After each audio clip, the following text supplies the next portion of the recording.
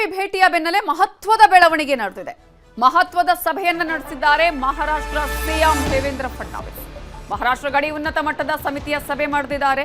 CM Belagavi ಭೇಟಿ ಮಾಡಿದ್ದಾರೆ. ಇವತ್ತು ಬೆಳಗಾವಿಗೆ ಹೋಗಿದ್ದಾರೆ ಸಿಎಂ ಡಿಕೆ ಶಿವಕುಮಾರ್ ಅವರು. ಈ ಒಂದು ಭೇಟಿಯ ಬೆನ್ನಲ್ಲೇ ಮಹತ್ವದ ಬೆಳವಣಿಗೆ ಆಗಿದೆ. ಮಹಾರಾಷ್ಟ್ರ ಸಿಎಂ ಮಹತ್ವದ ಸಭೆ ಮಾಡಿದ್ದಾರೆ. ಮಹಾರಾಷ್ಟ್ರ ಗಡಿ ಉನ್ನತ ಮಟ್ಟದ ಸಮಿತಿ ಸಭೆಯನ್ನ ಮಾಡಿದ್ದಾರೆ. ಮುಂಬೈನ ರಾಜಭವನದಲ್ಲಿ ವಿಶೇಷ ಮೀಟಿಂಗ್ ಅನ್ನ ಮಾಡಿದ್ದು ಘಟಾನುಘಟಿ ನಾಯಕರು ಈ ಸಭೆಯಲ್ಲಿ ಭಾಗಿಯಾಗಿದ್ದಾರೆ. ಮಾಜಿ ಸಿಎಂ ಶರದ್ ಪವಾರ್ ಸೇರಿದಂತೆ ಹಲವರು ಭಾಗಿಯಾಗಿದ್ದಾರೆ. ಗಡಿ ಭಾಗದ ಮರಾಠಿ ಭಾಷಿಕರ ಬೆನ್ನಿಗೆ ನಿಲ್ಲುವ ನಿರ್ಧಾರವನ್ನ ತೆಗೆದುಕೊಳ್ಳಲಾಗಿದೆ. ಒಕ್ಕೂಟ ವ್ಯವಸ್ಥೆಯನ್ನ ಧಿಕ್ಕರಿಸಿ ಮರಾಠಿಗರಿಗೆ ವಿವಿಧ ಯೋಜನೆಯನ್ನ ಕೊಡಲಾಗ್ತಾ ಇದೆ. ಈಗಾಗಲೇ ವಿವಿಧ ಯೋಜನೆಗಳ ಘೋಷಣೆಯಾಗಿದೆ. ಮಹಾರಾಷ್ಟ್ರ ಸರ್ಕಾರ ಯೋಜನೆಗಳನ್ನ ಕೆಲವು ಕಡೆ ಕೊಡ್ತಾನೂ ಕೂಡ ಇದೆ. ಸುಪ್ರೀಂ ಕೋರ್ಟ್ನಲ್ಲಿ ಹೋರಾಟವನ್ನ ತೀವ್ರಗೊಳಿಸಿರೋದ್ರ ಬಗ್ಗೆ ಚರ್ಚೆಯನ್ನ ಮಾಡಲಾಗಿದೆ. ಈ ಸಭೆಯಲ್ಲಿ ಹೋರಾಟ ತೀವ್ರಗೊಳಿಸಲು ಸಮಿತಿ ನಿರ್ಧಾರವನ್ನ ಕೈಗೊಂಡಿದ್ದು ಕೇಂದ್ರ ಗೃಹ ಸಚಿವರ ಜೊತೆ ಸಭೆಗೂ ಸಮಿತಿಯಲ್ಲಿ ಚರ್ಚೆಯನ್ನ ಮಾಡಲಾಗಿದೆ. ಮುಂಬೈನ ರಾಜಭವನದಲ್ಲಿ ಸಮಿತಿ ಸಭೆಯಲ್ಲಿ ಮಾಜಿ ಸಿಎಂ ಶರದ್ ಪವಾರ್, ಡಿಸಿಎಂಗಳಾದ ಏಕನಾಥ್ ಶಿಂದೆ, ಸುನೇತ್ರಾ ಪವಾರ್, ನಿತೇಶ್ ರಾಣಾ ಸೇರಿದಂತೆ ಮಹಾರಾಷ್ಟ್ರದ ಗಡಿ ಉನ್ನತ ಮಟ್ಟದ ಸಮಿತಿಯ ಸದಸ್ಯರು ಈ ಸಭೆಯಲ್ಲಿ ಭಾಗಿಯಾಗಿದ್ರು. ಸಭೆಯಲ್ಲಿ ಎಂಇಎಸ್ ಮುಖಂಡರು ಕೂಡ ಭಾಗಿಯಾಗಿರೋದು ಇದೀಗ ಸಾಕಷ್ಟು ಕುತೂಹಲಕ್ಕೆ ಕಾರಣವಾಗಿದೆ. ಈಗಾಗಲೇ ಎಂಇಎಸ್ ಗಡಿ ಖ್ಯಾತೆ ತೆಗೆದಿದ್ದು ಕಿರಿಕ್ ಇನ್ನೂ ಕೂಡ ಹೆಚ್ಚಾಗುವ ಸಾಧ್ಯತೆ ಇದೆ. ಇವತ್ತು ಸಿಎಂ ಡಿಕೆ ಶಿವಕುಮಾರ್ ಬೆಳಗಾವಿಗೆ ಭೇಟಿ ನೀಡುವ ಮುನ್ನವೇ ಈ ಸಭೆ ನಡೆಸಿದ್ದು ಮಹತ್ವವನ್ನ ಪಡ್ಕೊಂಡಿದೆ. ಪ್ರತಿ ಬಾರಿ ಕೂಡ ಖ್ಯಾತೆ ತೆಗೆಯೋದು ಒಂದ್ ಕಡೆ ಈಗಾಗಲೇ ಮಹಾರಾಷ್ಟ್ರ ಸರ್ಕಾರ, ಮತ್ತೊಂದು ಕಡೆ ಎಂಇಎಸ್ ಅವರ ಪುಂಡಾಟ. ಇದರ ಬಗ್ಗೆ ಇನ್ನಷ್ಟು ಡೀಟೇಲ್ಸ್ ಅನ್ನ ಕೊಡೋದಕ್ಕೆ ನಮ್ಮ ರಿಪೋರ್ಟರ್ ಚಂದ್ರಕಾಂತ್ ಸುಗಂಧಿ ಈಗ ಫೋನ್ ಸಂಪರ್ಕದಲ್ಲಿ ಜಾಯ್ನ್ ಆಗಿದ್ದಾರೆ. ಚಂದ್ರಕಾಂತ್ ಸುಗಂಧಿ, ಇವತ್ತು ಸಿಎಂ ಡಿಕೆ ಶಿವಕುಮಾರ್ ಅಲ್ಲಿಗೆ ಭೇಟಿ ಕೊಟ್ಟಿದ್ದಾರೆ.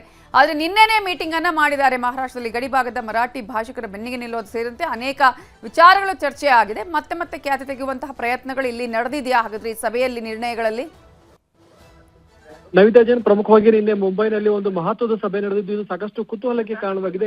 ಬೆಳಗಾವಿ ಗಡಿ ವಿಚಾರವಾಗಿ ಮಹಾರಾಷ್ಟ್ರ ಪದೇ ಖ್ಯಾತಿಯನ್ನು ತೆಗೆಯುತ್ತೆ. ಆದ್ರೆ ನಿನ್ನೆ ಮಹಾರಾಷ್ಟ್ರ ಮುಖ್ಯಮಂತ್ರಿ ದೇವೇಂದ್ರ ಫಡ್ನವೀಸ್ ನೇತೃತ್ವದಲ್ಲಿ ಉನ್ನತ ಅಧಿಕಾರಿಗಳ ಸಭೆಯನ್ನ ನಡೆಸಲಾಗಿರ್ತಕ್ಕಂಥದ್ದು. ಈ ಒಂದು ಸಭೆಯಲ್ಲಿ ಅನೇಕ ಮಹತ್ವದ ವಿಚಾರಗಳ ಚರ್ಚೆಯಾಗಿದೆ. ಪ್ರಮುಖವಾಗಿ ಬೆಳಗಾವಿ ಗಡಿ ಭಾಗದಲ್ಲಿ ಇರತಕ್ಕಂತಹ ಮರಾಠಿಗರಿಗೆ ಶಿಕ್ಷಣದಲ್ಲಿ ಮತ್ತು ಹೆಲ್ತ್ ಸ್ಕೀಮ್ ಕೊಡುವುದ್ರ ಬಗ್ಗೆಯೂ ಕೂಡ ಏನು ಚರ್ಚೆಯಾಗಿರ್ತಕ್ಕಂಥದ್ದು. ಗಡಿ ವಿಚಾರವನ್ನ ಮಹಾರಾಷ್ಟ್ರ ಸರ್ಕಾರ ಮತ್ತಷ್ಟು ತೀವ್ರಗೊಳಿಸಿ ಸುಪ್ರೀಂ ಕೋರ್ಟ್ ನಲ್ಲಿ ವಾದ ಮಂಡಿಸಬೇಕು ನಿಟ್ಟಿನಲ್ಲಿ ಕೂಡ ಅಲ್ಲಿನ ಏನು ನಾಯಕರು ಒತ್ತಾಯ ಮಾಡಿದ್ದಾರೆ. ಪ್ರಮುಖವಾಗಿ ಏನಂದ್ರೆ 30 ವರ್ಷಗಳ ಬಳಿಕ ಗಡಿ ವಿಚಾರದಲ್ಲಿ ಶರದ್ ಪವಾರ್ ಎಂಟ್ರಿ ಕೊಟ್ಟಿರ್ತಕ್ಕಂಥದ್ದು. ಗಡಿ ವಿಚಾರದಲ್ಲಿ ಒಂದು ಸಭೆಯಲ್ಲಿ ಈಗ ಶರದ್ ಪವಾರ್ ಕೂಡ ಭಾಗಿಯಾಗಿದ್ರು. ಈ ಒಂದು ಸುಮಾರು 2 ಗಂಟೆಗೂ ಹೆಚ್ಚು ಕಾಲ ನಡೆದಂತ ಸಭೆಯಲ್ಲಿ ಅನೇಕ ವಿಚಾರಗಳ ಬಗ್ಗೆ ಚರ್ಚೆ ಮಾಡಲಾಗಿದೆ. ಏನು ಬೆಳಗಾವಿ ಗಡಿ ವಿಚಾರ ಸಂಬಂಧಪಟ್ಟಂತೆ ಶೀಘ್ರದಲ್ಲೇ ಕೇಂದ್ರ ಗೃಹ ಸಚಿವ ಅಮಿತ್ ಶಾ ಅವರ ಭೇಟಿಗೂ ಕೂಡ ತೀರ್ಮಾನವನ್ನು ಮಾಡಲಾಗಿರ್ತಕ್ಕಂಥದ್ದು. ಕಾನೂನು ಹೋರಾಟವನ್ನ ಮತ್ತಷ್ಟು ತೀವ್ರಗೊಳಿಸಲು ಗಡಿ ಉನ್ನತಾಧಿಕಾರಿಗಳ ಸಭೆಯಲ್ಲಿ ತೀರ್ಮಾನಿಸಲಾಗಿದೆ. ಇವತ್ತು ಬೆಳಗಾವಿಯಲ್ಲೇ ಮುಖ್ಯಮಂತ್ರಿ ಡಿಕೆ ಶಿವಕುಮಾರ್ ಇರ್ತಕ್ಕಂಥದ್ದು. ಕರ್ನಾಟಕ ಸರ್ಕಾರ ಇದಕ್ಕೆ ಯಾವ ರೀತಿ ಪ್ರತ್ಯುತ್ತರ ಕೊಡುತ್ತೆ ಅಂತಕ್ಕಂಥದ್ದು ಈಗ ಕುತೂಹಲಕ್ಕೆ ಕಾರಣವಾಗಿದೆ. ಮಹಾರಾಷ್ಟ್ರದಲ್ಲಿ ಇಬ್ರು ಗಡಿ ಉಸ್ತುವಾರಿ ಸಚಿವರಿದ್ದಾರೆ ಮತ್ತು ಗಡಿ ಉನ್ನತಾಧಿಕಾರಿಗಳ ಸಮಿತಿ ಇರ್ತಕ್ಕಂಥದ್ದು. ಆದ್ರೆ ಕರ್ನಾಟಕದಲ್ಲಿ ಗಡಿ ಉಸ್ತುವಾರಿ ಸಚಿವರ ನೇಮಕ ಇದುವರೆಗೂ ಆಗಿಲ್ಲ ನವಿತಾ ಜೈನ್. ಹೀಗಾಗಿ ಈಗ ಈ ಜವಾಬ್ದಾರಿ ಮುಖ್ಯಮಂತ್ರಿ ಡಿಕೆ ಶಿವಕುಮಾರ್ ಮೇಲೆ ಇರ್ತಕ್ಕಂಥದ್ದು. ಇದಕ್ಕೆ ಕರ್ನಾಟಕ ಸರ್ಕಾರ ಯಾವ ರೀತಿ ಪ್ರತ್ಯುತ್ತರ ನೀಡುತ್ತೆ ಅಂತಕ್ಕಂಥದ್ದು ಇವತ್ತು ಕಾದು ನೋಡ್ಬೇಕಿದೆ ನವಿತಾ ಜೈನ್. ಚಂದ್ರಕಾಂತ್ ಸುಗಂಧಿ, ಪ್ರತಿ ಬಾರಿ ಕೂಡ ಇಂತಹ ಕೆಲಸವನ್ನ ಮಹಾರಾಷ್ಟ್ರ ಮಾಡ್ತಾನೆ ಬರುತ್ತೆ. ಜೊತೆಗೆ ಅನೇಕ ಯೋಜನೆಗಳನ್ನ ಘೋಷಣೆ ಮಾಡಿ ತಮ್ಮ ಕಡೆ ಒಲಿಸಿಕೊಳ್ಳುವಂತಹ ಪ್ರಯತ್ನಗಳು. ಇದಕ್ಕೆ ಕರ್ನಾಟಕ ಸರ್ಕಾರ ಈ ಹಿಂದೆ ಕೂಡ ಸಾಕಷ್ಟು ಇದಕ್ಕೆ ವಿರೋಧವನ್ನ ವ್ಯಕ್ತಪಡಿಸಿತ್ತು. ಸೊ ಈಗ ಮತ್ತೆ ಈ ವಿಚಾರವನ್ನ ಕೇಂದ್ರ ಗೃಹ ಸಚಿವರ ಜೊತೆಗೆ ಕೊಂಡೊಯ್ಯುವುದರ ಮೂಲಕ ಈಗ ಯಾವ ನಿರ್ಣಯವನ್ನ ಕೈಗೊಳ್ಳುವಂತಹ ಸಾಧ್ಯತೆ ಇದೆ ಅಂತ ನವಿತಾ ಜೈನ್, 2004ರಿಂದಲೂ ಕೂಡ ಈ ವಿಚಾರ ಬಹಳಷ್ಟು ಚರ್ಚೆಗೆ ಕಾರಣವಾಗಿರ್ತಕ್ಕಂಥದ್ದು. ಮಹಾರಾಷ್ಟ್ರ ಈ ಒಂದು ಪ್ರಕರಣವನ್ನು ಸುಪ್ರೀಂ ಕೋರ್ಟ್ ನಲ್ಲಿ ದಾವೆ ಹೂಡಿದ ಬಳಿಕವೂ ಕೂಡ ಈ ಒಂದು ಅನೇಕ ರೀತಿಯ ಚಟುವಟಿಕೆಗಳು ಮಹಾರಾಷ್ಟ್ರದಲ್ಲಿ ನಡೀತಾ ಇದೆ. ಕರ್ನಾಟಕದಲ್ಲಿ ಇರ್ತಕ್ಕಂತಹ ಮರಾಠಿಗರಿಗೆ ಹೆಲ್ತ್ ಸ್ಕೀಮ್ ಅನ್ನ ಕೊಟ್ಟಿದ್ರು. ಈ ಹಿಂದೆ ಶಿಕ್ಷಣದಲ್ಲಿ ಮೀಸಲಾತಿ ಆಗಿರ್ಬೋದು ಮತ್ತು ಕೊಲ್ಲಾಪುರ ಯೂನಿವರ್ಸಿಟಿಯಲ್ಲಿ ಏನು ವಿದ್ಯಾರ್ಥಿಗಳಿಗೆ ವಿದ್ಯಾರ್ಥಿ ವೇತನವನ್ನು ಕೂಡ ಕೊಡಲಾಗಿತ್ತು. ಹೀಗಾಗಿ ಹಲವು ರೀತಿಯಲ್ಲಿ ಮಹಾರಾಷ್ಟ್ರ ಖ್ಯಾತಿಯನ್ನು ತೆಗಿತಾ ಇದೆ. ಈಗ ದೇವೇಂದ್ರ ಫಡ್ನವೀಸ್ ಒಕ್ಕೂಟ ವ್ಯವಸ್ಥೆಯಲ್ಲಿ ನಿಯಮಗಳ ಉಲ್ಲಂಘನೆ ಅಲ್ವಾ ಅಂತ ನವಿತಾ ಜೈನ್, ಇದು ಕಳೆದ ಅನೇಕ ವರ್ಷಗಳು ಕೂಡ ಈ ರೀತಿ ಮಹಾರಾಷ್ಟ್ರ ಸರ್ಕಾರ ಒಕ್ಕೂಟ ವ್ಯವಸ್ಥೆಯಲ್ಲಿ ನಿಯಮಗಳ ಉಲ್ಲಂಘನೆ ಮಾಡ್ತಿದೆ. ಆದರೆ ರಾಜ್ಯ ಸರ್ಕಾರ ಈ ನಿಟ್ಟಿನಲ್ಲಿ ಗಂಭೀರ ಕ್ರಮವನ್ನು ಕೈಗೊಂಡಿಲ್ಲ ಅಂತಕ್ಕಂಥ ಆತಂಕಗಳು ಗಡಿ ಭಾಗದ ಕನ್ನಡಿಗರಿಗೆ ಕಾಣ್ತಾ ಇದೆ. ಈ ಹಿಂದೆ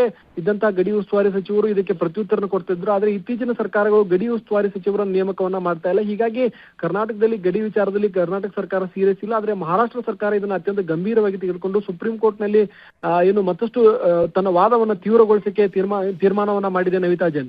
okay, thank you Chandrakant Sugandhi ಡೀಟೇಲ್ಸ್ಗೆ.